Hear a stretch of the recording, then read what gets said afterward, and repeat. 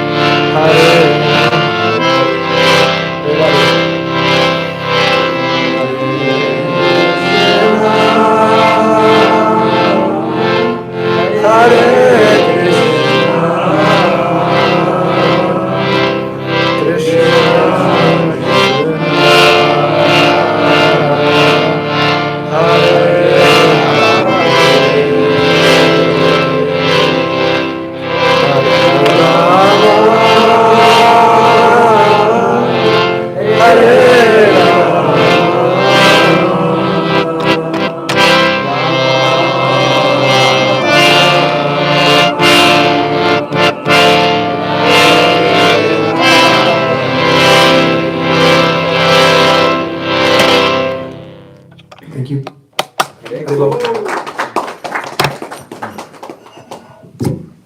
that was very nice kirtan. Let's get another round of applause. Thank you everybody for coming. So this is our weekly Tuesday program that we have. This, as a raise of hand, is this anybody's first time here today? First time here? Nice. Well, welcome. Thank you for coming. So we just kind of as a heads up, so our schedule is we have kirtan, as you guys just experienced, for the first 15 minutes. Then we'll have a lecture given by Janaki Mataji here. And then we'll have a nice feast that's been being prepared for a very long time that will await us. But we will end the class with another round of kirtan. So, Janaki, would you like to take a seat? Can we get a round of applause? So Janaki is a very dear friend of mine. She actually is one of the most influential person in my journey, my spiritual journey. So she's originally from Texas. And she met the devotees in Texas, and then she spent some time in Florida, Gainesville, Florida, University of Florida, which is where I had the pleasure of meeting Janaki. She introduced me to this philosophy, so she's a very dear person in my life. So she spent almost 2-3 years in Florida, and then she's been all over the place, India, New York, and then now she's based in Michigan, and I'm sure she's been a lot of other places. She's a doctor and climbed Mount Everest. Okay, I'm just kidding. Unbeknownst to me. Just gonna, I can say whatever I want.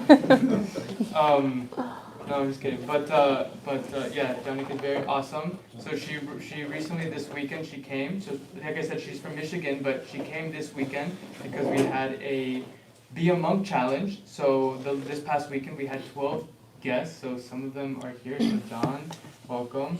And then some other past Be a Monk challengers are here. So this past weekend there were 12 or 11 monks that came and stayed, and Janaki was here leading that program. So thank you for coming, and thank you for giving class today. So, Hare Thank Krishna. you. Jai. Hare Krishna. Welcome everyone. And I'm very happy to see a lot of familiar faces, and it's nice to speak when you know that there's a lot of like very gentle and friendly souls out there. But yeah, like Nick said, my name is Janaki Devi Dasi, and I used to live in New York just a few months ago, not a few months, like seven or 8 months ago or something. And I recently moved to Michigan, so it's been like this is kind of funny to say because New York is kind of smelly, but like it's such a breath of fresh air to be here. I'm like really inspired by the devotees here in New York and the things that they're doing and the way that they like hold space for these kind of programs for basically anyone to walk in and to, ask questions and learn and just come together and share your heart.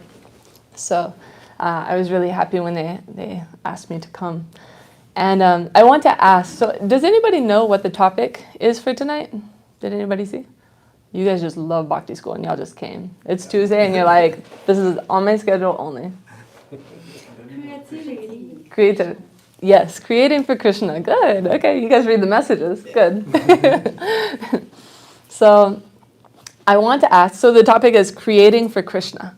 And I want to ask you, is there anybody in the audience who is creative?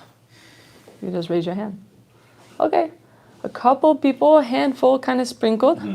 And now I want to ask, has anybody in the audience ever created something? I bet I see all of you guys lifting those hands. To create something is to live, actually, right? We actually, as humans, we don't have really any other option except for to create. We're here, and at every single moment, we're creating things. It might not be tangible, but every single moment, we're crafting the direction of our lives. We're crafting our consciousness. We're creating moment by moment. We're creating experiences for ourselves and for others around us. So to say that you are not creative, I hate to break it to you, but that's not true. We're all here. We're all creative. We have this creative energy within us. And so yeah, this is the discussion that I want to have tonight. And I want to invite you all. I might be sitting up here and I might have a microphone, but I want to invite you to share and feel free to like pop in and discuss if you have a question, if you have a thought, if you have a reflection or something I say strikes you. Feel free to kind of jump in because I want, some people are really good at giving classes and just talking for a long time. And I don't necessarily prefer that. I can talk for a long time, there's no doubt about that. But I prefer when we come together, and this is also in ancient India, before there was like, you know, like really like sports and entertainment and like, you know, radio and like, you know, things to fill your mind with. The people of ancient India, they would entertain themselves with intelligent debate, or they would go and gather and they would hear stories from these like ancient scriptures and in the mood of learning, in the mood of just hearing about different divine personalities. So I personally, I feel very inspired when there are groups of people who I know are spiritual, who are inclined, they have different perspectives and they come together. I'm very inspired whenever we kind of have like this potluck style discussion. So I'll bring up a couple of points and I'll tell a story. Does anybody like stories? Yes. Couple of hands, couple woohoos. Okay, so I'll tell a story that's very, very interesting, very like mystical, and then yeah, I hope that we can talk about it and discuss like what does it mean to create for Krishna.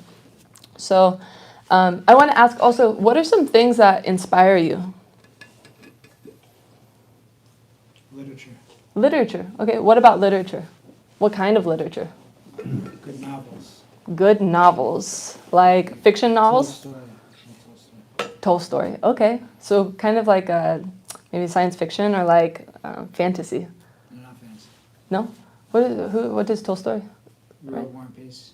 Oh, War and Peace. Okay, I see. So philosophical literature. There's history and then philosophy. Mm. A lot of great characters. Nice, Human nice. drama. Nice. Okay. And anything else? Nature. Nature? What inspires you about nature? I guess it gives me like a feeling of peace that allows me or allows things to come up. Mm. And, I don't know, it puts my mind in a space where I don't know, I guess it's conductive to it. Yeah. So nature, maybe it's kind of like the largeness of nature. It kind of holds a space where we can just think for a minute. It's The quiet. ocean especially, like the ocean, I don't know, like Yeah, nice. Good. Okay. Anything else? We have literature. We have nature. Ash? Meaningful conversations. Meaningful conversations. And what about that inspires you? Because that's where we create. When we actually gather, and we share like heartfelt conversations about what we've lived, how it has impacted us, how it has changed our lives in so many ways. It allows whoever is, witnessing, right, and sharing the conversation on both ends, to feel like, wow, I feel like I have permission to open up and let loose and like, I have so much more to live. Sure, like there is a yes that comes out of that. So I feel like there's a lot of creating in those meaningful conversations too. Nice. Yeah, like authentic connection. Yeah. I hear a lot of that. You're inspired by connection, authenticity. Oh my God, 100%. Good. Okay, some more things. Yes. Knowledge. Knowledge. What about knowledge inspires you? It's like, it gives the answers. How do you feel when you learn something new? Feel like happy, like finding like a purpose. Yes. Yeah. You feel happy, it might lead to more questions, and then you feel like, wow, okay, now I can learn more and more, or now I have this thing to wonder about, right? Good. Okay. Something else? Music. yes. Oh, music. Okay, good. What about music inspires you? Sometimes I hear a piece of music and I want to learn how to play it, or if it can inspire me to create a dance, and it's just beautiful and enjoyable, and I think it brings happiness and makes life better. Beautiful. Yes. Good. Okay. Yeah, it's just doing kirtan, that's why I come here. Yeah, nice. Kirtan. So also music meditation. Right. Yeah, very nice. Yeah, well, what about that inspires you? I think the rhythmicity of the chant, I think the vibrations it sets inside the brain, Mm. that calms me down. Yeah, and kirtan also often you do it together, right? Right. You can do kirtan by yourself, Right, but kirtan I also don't together. get the same intensity with the japa, but with the kirtan, it's different. You It feel it. feels more close to the heart. Very nice. Yes, good. Did I see one more hand over here? Yes. Hard work. Hard work. What about hard work inspires you? The results, Okay. the improvement from that hard work. And well, okay, if you work really hard and then you get what you want, do you stop working hard because you got what you wanted? No. So what is it about the hard work? What do you like about feeling like just I worked really hard? What are some like things that are tied to that? So it starts off like a struggle, because it's like there's like a fundamental mechanic that has to be like understood, and then once it's understood, then it's like a flow. Then it's like not really considered hard work. It's more like a dedicated, like intent, just to keep doing it. Yeah. So maybe there's this feeling of like the determination it takes to really like grind through, and then the satisfaction of like, okay, I'm getting the hang of it. And then like you're saying, like when you get to where you wanted to be, then you feel satisfied. You're like, okay, that hard work really, like I had a dream and then here it is. Yeah. Nice, good. So there's so many things in the world that can inspire us. And inspiration for a lot of us, maybe it's fleeting. It comes and it goes. But all the things that we're inspired by in the world, they actually come from one source. Can you guess what that source is? Krishna. Say it a little louder. Krishna. Krishna, okay? And does anyone know the name Krishna? I'm sure you're probably familiar at least with the name, because we're constantly chanting Hare Krishna. But what does that name Krishna actually mean? All attractive. All attractive. So everything that is good in this world, everything that we're attracted to, that is inspiring, that is beautiful, that is, it takes hard work or intelligence or anything. All of these things come from this one divine source. And inspiration also, I'm sure many of you can relate. It feels like that, right? Like this divine intervention, like you have an idea and it's like light bulb, this light. Oh, I know what I'm going to do. I have an idea. Sometimes it's after so much like toiling, like really like going hard and thinking, what am I going to do? What am I going to do? What am I going to do? And then other times it comes out of the blue, right? Sometimes it's just really like a gift that just drops in our lap. And so Krishna, he also has many, many names, unlimited names. So Krishna is one, that he is all attractive. He is always good all the time. One of his other names is Bhagavan. And does anyone know what Bhagavan means? You already answered once. Great. Great. Possessing 8 opulences. Possessing all opulences. Yes. And actually, I think there's 6 opulences. 6, yeah. Is there 8? Yeah. Let's count. Well, okay, we're going to count them. There's, I have 6. I'm going to name 6 and then we'll see if there's 8.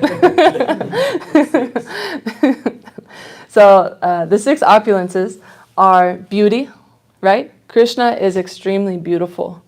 And yeah, I'll just name the opulences without going into a meditation about Krishna's beauty.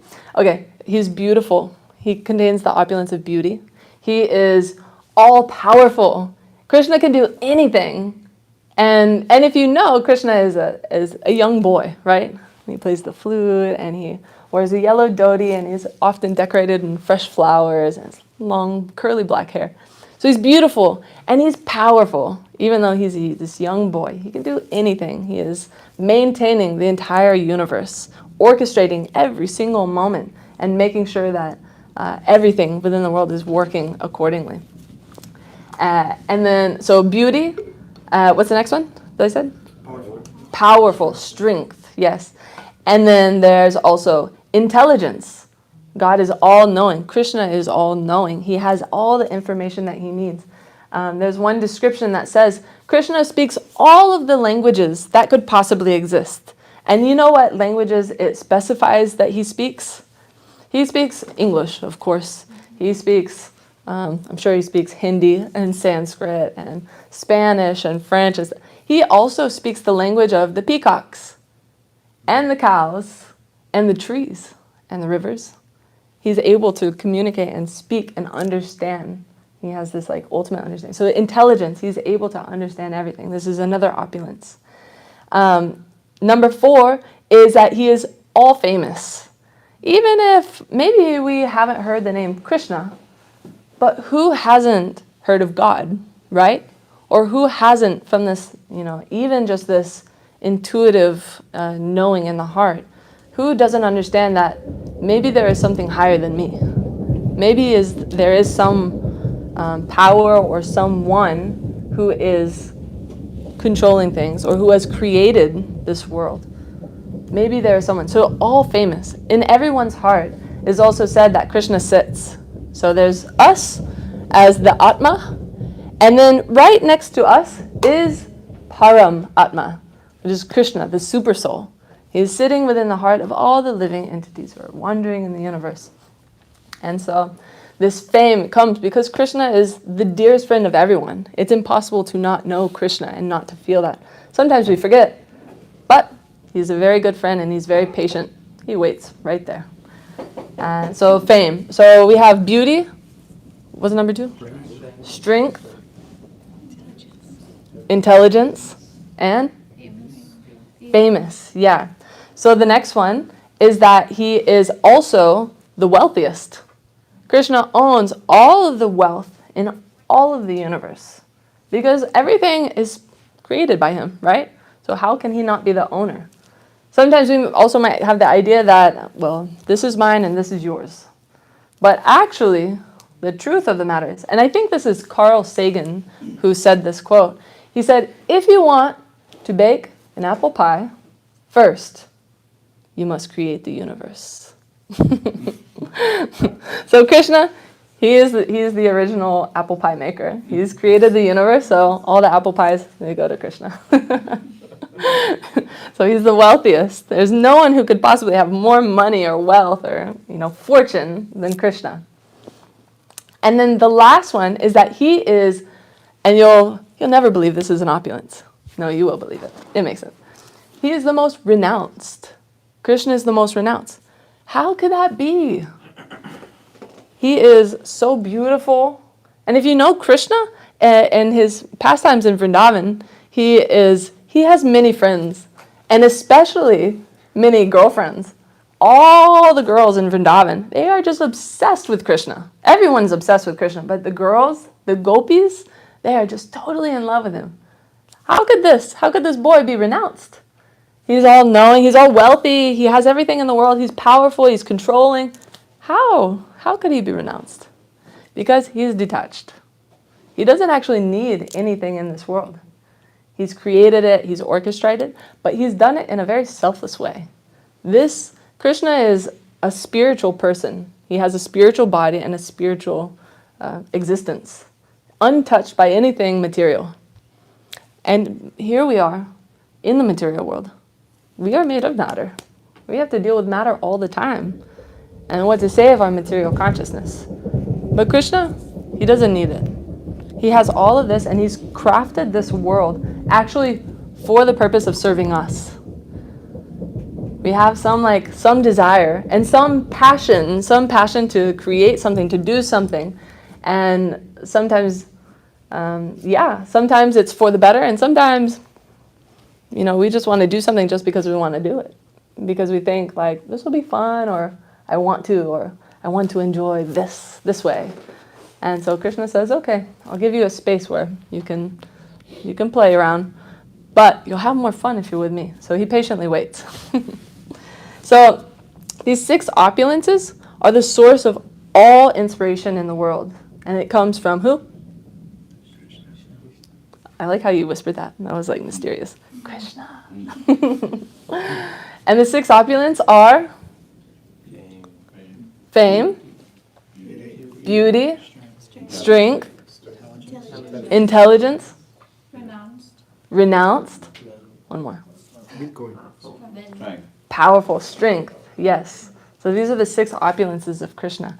And so you can ask yourself, I imagine maybe some people, if you heard the topic, you're thinking like, oh, this is going to be a class about art and, poetry. And it is. It is.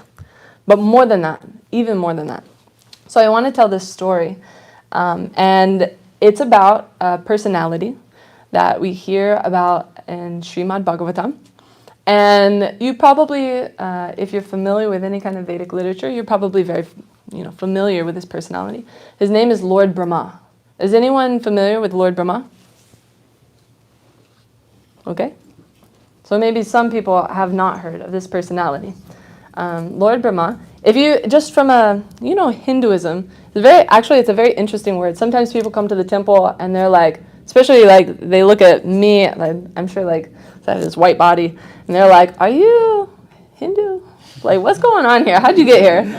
And I have to tell them like, no, not really. Like, I practice bhakti yoga, but Hinduism is an interesting term because it's like kind of an umbrella term. It's actually a geological term. And so this religion was coined Hindu because when the Persians went to India, they couldn't pronounce Sindhu, the Sindhu River, this holy river in India where all these people were practicing devotion.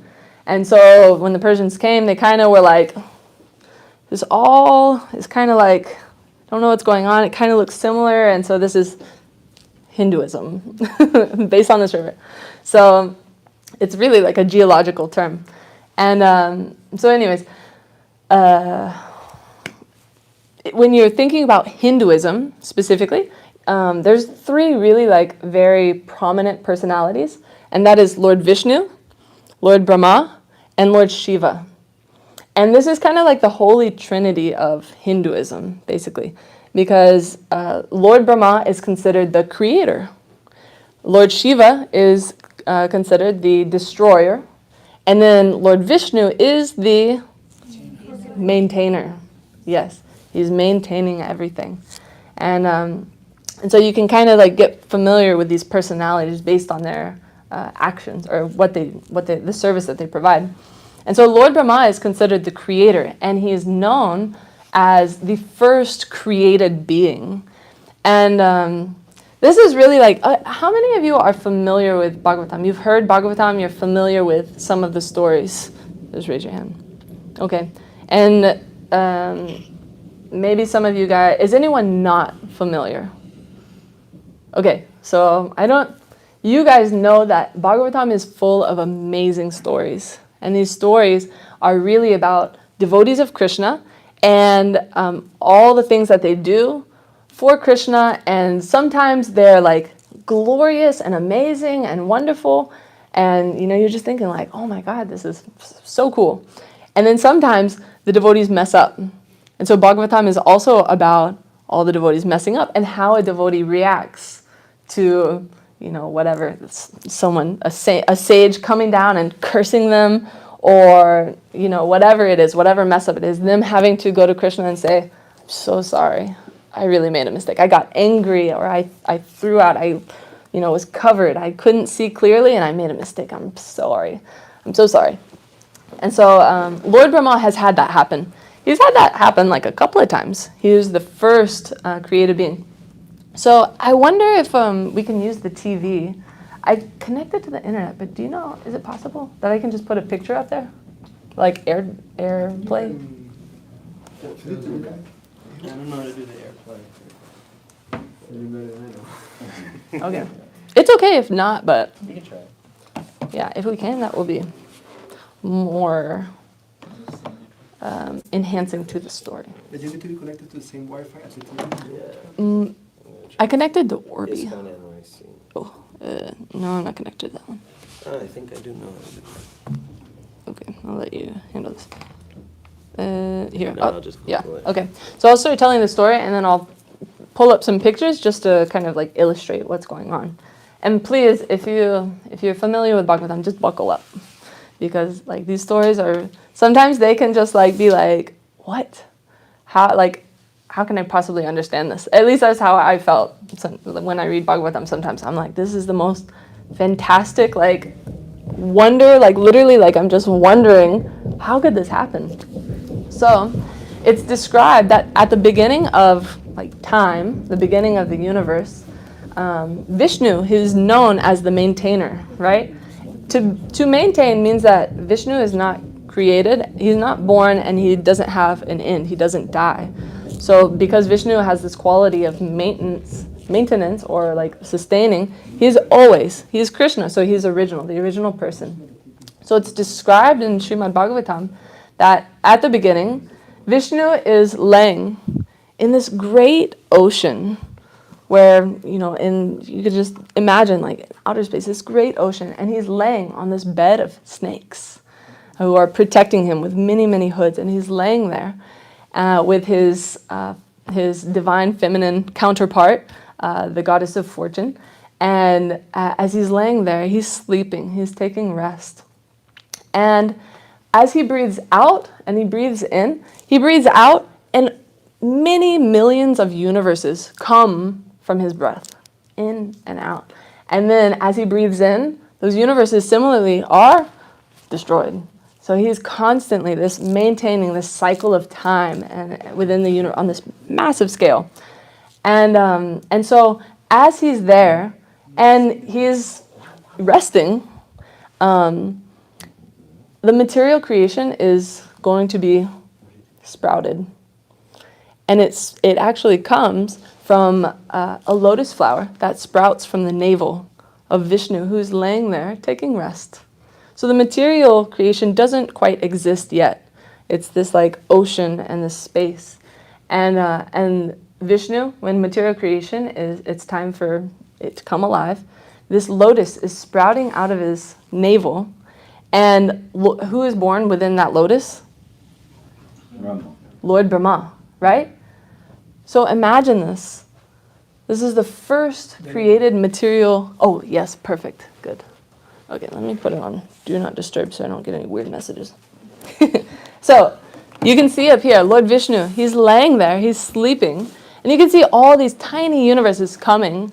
And he's also Krishna, he has this original spiritual form. And as he's resting and it's time for material creation to be born, then Lord Brahma comes and he takes his birth within a lotus flower. Let me find this. So this is him. This is like the ocean and the snakes that I'm talking about. You can see Lord Brahma over there. And he's born. And actually when he's born, can you imagine you're in your bed. Everyone can close their eyes. You're in your bed. And then you wake up. And say, okay, you have been in a coma for a long time and you have amnesia, so you don't remember anything about anything. But you wake up and the room is black. How would you feel? Scary. You're in your head and you're thinking like, okay, I'm conscious, but like, yeah, maybe you'll feel scared. You'll feel like, what is out there? What's going on? Right? So Lord Brahma, he kind of has this experience. This is like a weird perspective where you can see Vishnu from the top and Brahma is sitting on top of the lotus flower. So he wakes up, and as he's waking, he's feeling totally bewildered. He's thinking, what am I supposed to do? Where am I? And how have I gotten here?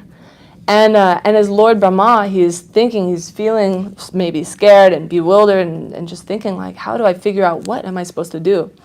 He begins exploring. And as he explores, he actually goes within the lotus flower and he goes down the stem and he's looking, where is this lotus flower coming from? But it's so high up that he can't see anything. And this lotus flower is very special because it's actually self-illumined. It's like, this is a different like pastime, but it looks like this glowing, like, it's very bright. And actually as this lotus flower sprouts, the ocean starts evaporating. So this ocean is slowly like disappearing. He's within this lotus flower and he's just thinking, what is going on? He's exploring and he doesn't see anything. He can't find the bottom of the lotus flower. And even Lord Brahma is born, but when he's looking around, suddenly he looks in all four directions and what happens? He gets ahead. So Lord Brahma, he's very famous for having 4 heads because he's looking. Where is he looking? In all the directions, how to create. So he's on this lotus flower and he's searching. Oh, oh, this is Shiva, Vishnu, and then Lord Brahma and Lord Shiva. It's like the Trinity. But as Lord Brahma is looking, he decides out of this kind of like defeat, he says like, well, I don't know how I got here. I don't know what to do. And I looked and I couldn't find anything. So I guess, I'll give whatever it is that I have, which is simply my time, my attention, my focus. And so he's sitting in this lotus flower and he begins to meditate, which was very good. That was a very smart move on Lord Brahma's part. So he's focusing. And Lord Brahma is not, he's not like a normal human being like us. He has a body that is made of pure intelligence. So we have a body that's made of earth, water, fire, air, all these things working together. But Lord Brahma, he has this kind of like celestial body that is made of pure intelligence. So he's very good at meditation and he's very good at thinking. And so he's sitting there, and as he's sitting and he's focusing, he meditates for 100 years in this lotus flower and trying to very like humbly, like praying, what am I doing here? What is my purpose? And Krishna, Vishnu, who's very pleased, who is like aware that, okay, Lord Brahma, it is your time to create the universe. He's aware of everything. He appears to Lord Brahma and he says, I've heard your prayers. I heard your meditation and they have been promptly received. And actually, he doesn't even say that first. The first thing that Lord Brahma hears within his heart is this Sanskrit word, tapas. Does anyone know what tapas means? Austerity. Austerity. The very first sound vibration that is received in material creation is austerity, tapas. So Lord Brahma, he understands, okay, so what can I do right now? I need to figure out what can I offer? What is the austerity that I need to offer right now? And Krishna comes and he says, I'm pleased with your prayers. I'm pleased with your meditation, the austerity of sitting here for 100 years in focused meditation. And I can tell you that your duty here is to create. This is the purpose for your existence. And Lord Brahma, of course, he is known as the creator. So he is given this task from Krishna, who has appeared. He has this knowledge from within his heart, and Krishna is there confirming this. And how do you think Brahma feels? He's been asked by the only other being that he's met after 100 years of feeling like, what am I supposed to do? And now this Krishna is telling him, your job is to create the universe. Where do I start? Yes, exactly. And that is exactly how Lord Brahma feels. He's like, my God, how? How can I do this? How is it possible? And so, of course, he goes through so many things, and Krishna reassures him, actually, you may be doing this, but don't worry. And Krishna, I think Lord Brahma, he doesn't even mention that, his anxiety of like, how am I supposed to do this? But Krishna knows, again. And so Krishna, as the best friend, provides some reassurance. Don't worry. This is your job, but I will be with you along every step. And actually, as you create, you can remember, I'm within every single atom in the first place. There is nothing new that will come, nothing that you can't do, actually, because it's coming from me. I'm asking you to do this, but I'm here to support you fully. I wouldn't ask you to do something that is impossible, that you can't do. So Lord Brahma is like, all right, well, it's definitely impossible for me to do, but, if Krishna is helping me, if Vishnu is here and he's saying that he is within every atom and he's made this happen, and I don't need to understand it all, but I have faith. Okay. And so he begins creating. And Lord Brahma, he's created in Canto 3, it has these like amazing descriptions of how the universe step by step unfolds. And it's much too long. I think actually I probably need to like wrap up very fast because... No, you have to What time are we supposed to end? end? Stop at 8, 10, or 15. We have 5 minutes questions. And Okay, good. So, okay, I will go faster though. So Lord Brahma, he's feeling like bewildered, and he says, okay, I don't know how to do this myself, but I have faith that you have given me this instruction, and you've come from within my heart, and okay, I'll do it. I'll take on this job. I'll accept the job offer, and I will try my best. But Lord Brahma, as the universe is unfolding, all these material things are like almost like, have you ever seen like a slinky? You know, a slinky is like very small at first, and it's like a spiral. But if you drop it, it'll hit the ground, and it will get very, very long. So in the same way, the universe is like starts looking very like packed in, and one by one, it starts unfolding. And so Lord Brahma is making things, and he makes mistakes, actually. As he's creating the universe, the first thing that he does actually is, or like one of the first kind of mistakes that he makes is that he creates, the universe has got to be created, but it's not like it can just be created and then not be like recycled. And like, if you have life, then you have to live your life and then come to a point where, okay, so destruction needs to be there. And as he's creating destruction, let me back up. The first thing he does is that he has 4 sons, the Kumaras, the 4 Kumaras. And these 4 sons are actually so spiritually enlightened that even though Lord Brahma is like, okay, if I need to create, okay, I'll have some sons, and then they'll help me, procreate and basically populate the entire universe. So that's, okay, that will be step 1. So he has these 4 sons, but the 4 sons are so spiritually inclined that they say, we would rather just stay children and study the Vedas and be very spiritual. So I think we're not gonna, get married and like make kids, and like, we'll just like pass on that, Dad. And so Lord Brahma, he's not happy with that, because he's thinking like, this is the task that Krishna has given me, and what am I supposed to do? They don't want to cooperate. So actually he gets angry, and out of his anger, Rudra comes from his forehead, his eyebrows. And do you know who Rudra is? Shiva. Lord Shiva, who is the destroyer. And so this anger is building up in Lord Brahma, and Rudra is born. And it says in Bhagavatam that his complexion is red and blue, like changing, and he is very chaotic. And when he's born, he's crying endlessly. He's just wailing. He's like so like just miserable. And he is like, his only purpose is to cause havoc. And this is like the embodiment of Lord Brahma's feeling of like, I messed up. Like I did what I was supposed to do, but then, my sons are not cooperating. And so, okay. And this child, Rudra, is so like just chaotic that Lord Brahma actually is like, I just got to erase it all and start over. And so the very first destruction of the universe happens, and okay, redo. Lord Brahma is going to try again. And then another thing is that he's creating and everything's going. And then Lord Brahma, because he is also a material person, right? He creates, basically he's like, populating the earth. And he makes goddess Saraswati. And do you know goddess Saraswati is the goddess of like learning and beauty and art and stuff like that. And Lord Brahma, because he's a material being, he's not a perfect being. He's very powerful, but he's not perfect. He becomes attracted to his own daughter.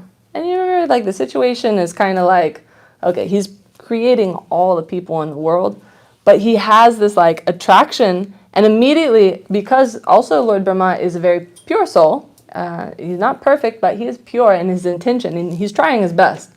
But he feels this, corruption, and he says, oh my gosh, like, okay, again. And it says that he literally just gives up and he tries again. And so my point in saying this, eventually Lord Brahma, yes, he does create the universe and things pan out and, everything's okay. The material world is created and the cycle is going. But my point is that Lord Brahma is the creator. He is the one who is like empowered by Krishna. Okay, take everything, all the internal potency that I have, Krishna says, and use it to create the universe, to manage everything and make sure everything is in line. And Lord Brahma is making a lot of mistakes, and but he doesn't give up. So one thing about Lord Brahma's story, and I'll make some of these points and then we can have some discussion. One part is that when Lord Brahma came to consciousness, which is the very first step of being creative in any way, whether you're creating art or you're creating your dream life, you're creating your, your habits or, whatever it is, you're creating something, a home, a family, whatever. That first step is to just become conscious. We have to become aware first. We have to open our eyes and see, okay. And we have to wonder, where am I? And why am I here? So this is the first thing that Lord Brahma does. The second thing that Lord Brahma does, as soon as he becomes conscious, what does he do? Even though he's feeling bewildered and he's like, I don't know what's going on, what does he do? Does he stay in the lotus and he just like closes his eyes and he's kind of like, I hope this goes away? What's he do? Meditate. No. First, yes. He goes down to check what's going on. Exactly. He starts exploring. He starts, when he asks, why am I here and how did I get here? Then he ventures off. He has his little lotus flower where he's born, but he goes down the stem and he's looking. What can I see? What can I find? What clues can I see? So this is the second. When we're creating something, we can also ask ourselves, what is the knowledge that I really need? What do I want to explore within this? And what is like if I have the question, then where do I find the answers? Where do I start looking? The third thing is that, so he doesn't find anything, and then what does Lord Brahma do? He sits down and he gives his full attention to this, I don't want to say problem, kind of problem. It's like a problem. He doesn't know what to do. He sits down and he thinks, okay, I cannot just only depend on myself. I need to really give my attention and pray. He meditates, and in his meditation, he's asking Krishna, please help me. And then after that, Krishna reciprocates. And another thing about Lord Brahma that's just really, just like important to the process of creating anything is that he put away his fear. This fear of messing up, the fear of the unknown, the fear that this is much greater than me. He put that fear aside and he replaced that fear with faith. He was given that faith. So in the same way, I want to like I said in the beginning, we're all creators here. We're all creating something. And it is true, like art and poetry. Myself, I like to paint. I like to paint and I like to decorate, and I'm really like, it's something that just comes very naturally and is very satisfying for me. But even like in our lives, we can ask ourselves, what is the offering that I want to make? And like Lord Brahma also, what is this austerity that I'm willing to take to make this, to create this, whatever it is, this dream that I have or whatever. And so we shouldn't let fear get in the way of us moving into the unknown to ask. And I want to read actually Lord Brahma's prayers, because we can also think it's when we're creating something, no matter what it is, we can sometimes fall into the trap of thinking like, I'm doing it, I'm creating something. And when we get the result, we think, I got this, I deserve this, I earned this, and it's all me. On my power, on my strength, on my intelligence, my beauty, my fame, my renunciation, I got this reward that I like hold now. But Lord Brahma, from his experience also, we learn that that is not the case, right? These opulences, the resources that we have around us, it comes from this one divine source. So I think we can turn the TV off and I'll read. Oh wait, it's like not showing all the ugly stuff. It's like frozen. Good. Okay. Let me just pull up this verse. This is in Canto 3. Oh, no TV. It's okay. It's in Canto 3, and it is chapter 9, text 22. Actually, I'm going to start from text 21. because this is Lord Brahma's prayer. As soon as he wakes up, he's looked, and now he's meditating and he's praying. And actually this is the moment that Krishna comes to him. He's like seeing Krishna for the first time. He's reciprocating. So he said some prayers. Now he's seeing Krishna, and his prayers are continuing. So he says, "O object of my worship, I am born from the house of your lotus navel for the purpose of creating the universe by your mercy. All these planets of the universe were stationed within your transcendental abdomen while you were enjoying sleep. Now, your sleep having ended, your eyes are open like blossoming lotuses in the morning. Let the Supreme Lord be merciful towards me. He is the one friend and soul of all living entities in the world, and he maintains all for their ultimate happiness by his transcendental opulences. May he be merciful towards me so that I, as before, may be empowered with the introspection to create, for I am also one of the surrendered souls who are dear to the Lord. The Supreme Lord, the personality of Godhead, is always the benefactor of the surrendered soul. His activities are always enacted through his internal potency, Rama, or the goddess of fortune. I pray only to engage in his service in the creation of the material world, and I pray that I not be materially affected by my works, for thus I may be able to give up the false prestige of being the creator." So these are some of Lord Brahma's prayers, this like dependency, this faith that, okay, I've been given this power to create, and this intelligence to think and to act on my own, or to make decisions, but still let me not be influenced. Let me not think that actually this power is coming from me only. Let me not forget that actually the source of this inspiration and the source of my ability to create and do something very wonderful, it comes from this divine source, from Krishna. So, and I was thinking I don't want to talk too much longer, but I was just thinking in my own experience, like making art and doing service at the temple. Sometimes when we come into a religious practice, it can seem very dry. Like, here are the rules, this is what you're supposed to do. And a lot of people, maybe they just come to temple or church or the mosque, once a week or whatever, and then it stays over there. But how can we have this meditation that Lord Brahma had? How can we have this prayer for creation, that I can create something out of this divine energy, this ability that Krishna has given, this gift that we have to do whatever little thing that we might be able to do, or big thing. But how can we make that into an offering that we give back to Krishna? So that's all that I have for you guys. And I would like to hear from you if anyone has any experiences, reflections, or questions, or anything you want to share about your experiences in being creative.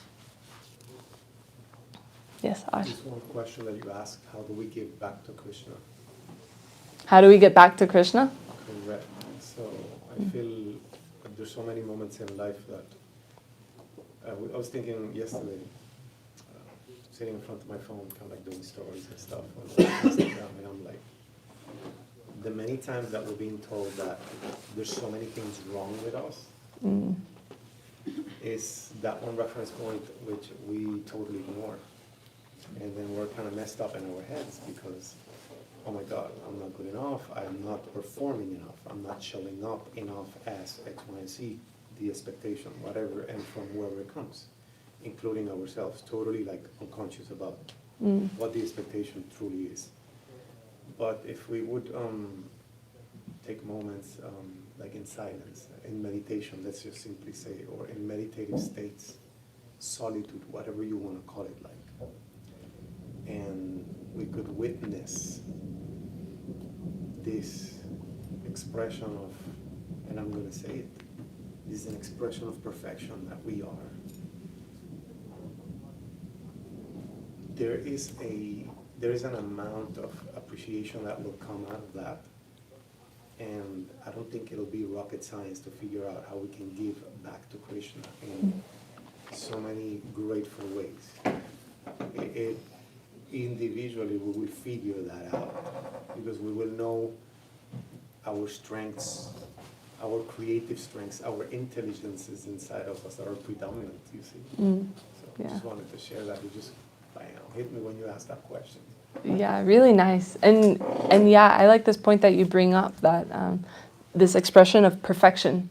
Because sometimes we can feel shame, or we look at a blank canvas and we think, I don't want to mess it up. And that's how Lord Brahma also felt. I don't want to mess this up. But he put that aside and he showed up and he was very sincere in his prayer. Okay, let me depend on the Lord. Let me depend that he has given me this task and he'll help me accomplish it. And even though he did make mistakes, they were perfect. These perfect mistakes were preserved in this perfect literature that we read that is helping so many people understand, like, these spiritual truths. And so we can understand too that we might not be perfect. It's not a question of might. We are not perfect. We are extremely limited, but Krishna orchestrates everything perfectly, and he puts us in the perfect place. He gives us the perfect job offer, and we can accept that and stay dependent and place our faith in Krishna. So yeah, thank you for sharing that. Very nice. Yes. I think most scriptures believe that man is made in God's own perfect image, right? So we are pure when we are born, and then we become impure. So the question is, why does God or Krishna let it happen? It's we're so pure the day you're born, and over the years you get more and more impure. Yeah. So why, it's such there's no reason there. I mean, you can give reasons, but again, you wonder why a creator would create so many impurities in our material bodies. Yeah. Well, in Bhagavad Gita, Arjuna, Bhagavad Gita is a series of questions. Arjuna is presenting his doubts to Krishna himself. And in this presentation, Krishna, he gives this long description of the soul. The soul is so amazing. And one thing about the soul is that actually it can't be born and it can't die. It can't be wet, it can't be dried, it can't be burned. There's so many things about the soul, you can't touch it, basically. It's immutable and it's eternal. And so actually within this philosophy, we're seeing that we are in the material world. So we have taken birth and we will have to face death at some point. But being born in the material world does not mean that we are born pure, actually. We have all this like karma and things, and reincarnation is part of this philosophy. So how many lifetimes also are we just piling on? But we were speaking about this a little bit early on, is that Krishna has given us the free will. We have this eternal soul, we have this spiritual nature, and that actually we're supposed to be connected to Krishna. We're part and parcel with Krishna. We're supposed to be in this spiritual state with him, and we're supposed to always be happy and fully conscious, fully knowledgeable about what our purpose is, who I am. But we don't experience that here. We don't get that here. So Krishna, out of his kindness, if we have this little desire that actually, Krishna is the center of everything. If we, in the spiritual world, if we have this thought that, what if I was? What if I was the center? What if I got to, like Lord Brahma had this desire. What if I could create the universe? What if I could manage everything? And what did Krishna do? It is your time to shine. Have at it. So this material world is kind of like our playground. And but the playground, if you're a kid on the playground, sometimes you scrape your knee, you get pushed down, you get bullied, and you might have fleeting moments of like, I'm having fun, I'm like, running around, good. But there's also a lot of knee bumping and scrapes and bullies and yeah. So this question, why would God do that? Why would Krishna do that? It's actually our free choice. It's our kind of like this, it can be just a spark, just a moment of desire, like what would it be like? This curiosity. It doesn't have to be bad or malintended. This curiosity. What would it be like? And so we're here to find out what it would be like, and it's not that great. Yeah. Yes. So one more question? Okay. Yes. It's not a question, just a reflection. Sometimes we delay the creation process thinking like probably we don't have too much clarity, or we don't know how to begin, or probably just delayed for whenever it's like we hit the dead end, when we have to come into realization that, okay, I have to do it. There is no other way. So that delay is often could go very long for many of us. So how would you say we can shorten that delay and actually find that, like how to do that? Yeah. Because, yeah, I mean, Lord Brahma was like, okay, I need to do creation after so many times, but we even don't get it. We have to probably explore hundreds of things before we understand what we need. And even that, we can fail, and then, Yeah. Well, also in Lord Brahma's example, right? The first step of creating, what is he? First, he just has to open his eyes. Just be conscious. So even for us to feel conscious, like, okay, what am I supposed to do and how do I get around? This is like step one. And then Lord Brahma, he was very fortunate in the very beginning that he didn't really have any influence around him, right? He was just kind of like alone and he was just thinking to himself, like, what do I do? But as things started to be created, that's where the confusion came. There were distractions and things seemed like they were good, but actually they weren't that good. And like the 4 suns, for example, he made the 4 suns and he thought like, yeah, they're gonna make more suns and like then the earth is populated or the world is populated. But it didn't work out that way. But in the very beginning, Lord Brahma, the first thing that he did was that he became conscious and he said, what do I do? And then he prayed. He had full faith. He had full faith in Krishna, and Krishna reciprocated with that. So in the same way, like if we find ourselves we're delayed or we don't know what to do, or even maybe we're just scared or we're hesitant to fail, then, okay, we can put our faith in Krishna. That's the moment where we should fully absorb our mind and go into this meditation. What am I supposed to offer to Krishna? How can I offer this to Krishna? And so that might help. Yeah. Is that okay? yeah, thank you. Yeah, good. Okay, I think we might be time. Okay. Can we get one more big round of applause for Janaki? So long. Janaki back with us. Thank you for teaching us about creating for Krishna. So awesome. So we did, I did want to mention a couple announcements about our upcoming events before we go on to the next portion of the program.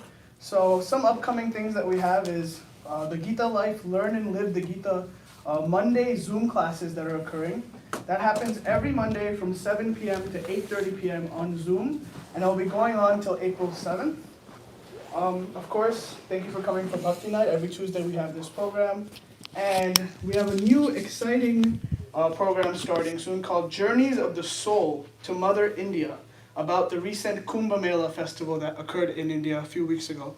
Aditya Mataji just came back and she's going to share some of her amazing experiences and talk a little bit more about that. So that's all I have for future events. Now we'll move on to the next portion of the program where Tulsi Prabhu or somebody, Janaki will lead us into a dancing yoga kirtan. So if everybody can get up please and take your mats and put it to the side, that'd be great before we indulge in an amazing feast cooked by Kadamba Cafe.